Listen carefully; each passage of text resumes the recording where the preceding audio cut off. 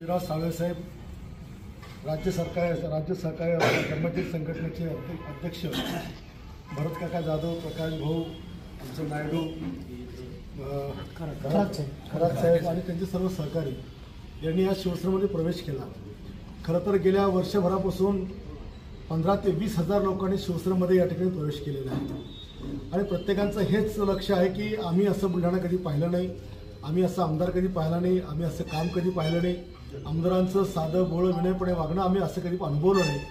आणि मग सगळ्यांना वाटतं की आता अशा प्रकारचं काम जे आपल्या राज्यातलं एकमेव बुलढाण्यामध्ये चाललं आहे, या कामामध्ये आपला देखील खारीचा वाटा असला पाहिजे आणि या कामी मला सहकार्य लोकांचं असलं पाहिजे।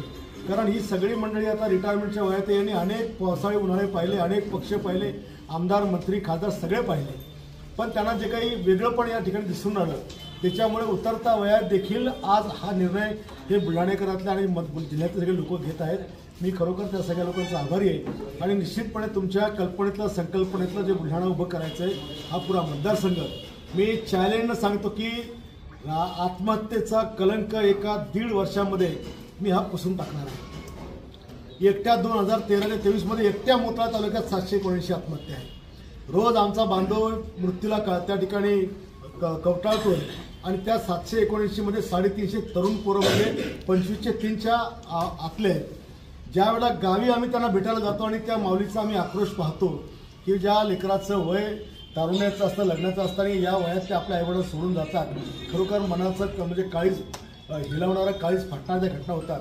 आणि म्हणून मी ठरवून टाकलं की सगळ्या क्षेत्राकरता काम करायचं आणि त्याच्याचमुळे आज सगळी मंडळीला वाटतं की नाही आपण पण याच्यात सहभागी झाला पाहिजे। या प्रामाणिक हेतून सगळे येतात, कोणाला काहीच स्वार्थ नाही, परंतु मी यांच्या अनुभवाचा फायदा घेण्याकरता मी यांच्याकडे जबाबदारी देणार आहे।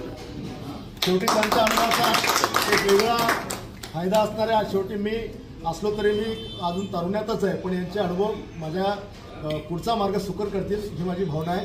आणि ज्यांचा प्रवेश होणार आहे त्यांच्या कामाप्रमाणे, त्यांच्या आजवरच्या त्यागाप्रमाणे त्यांना योग्य ते सन्मान त्या ठिकाणी दिला जाईल।